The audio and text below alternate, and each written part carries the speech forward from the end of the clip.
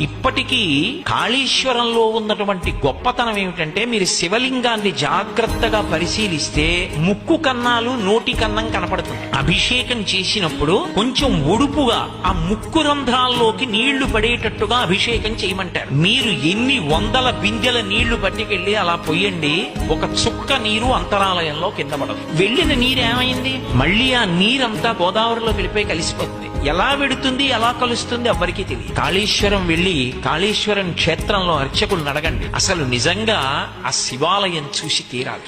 అదొక పరమాద్భుతం. అంతే, గోదావరి వైభవానికి సాక్షి.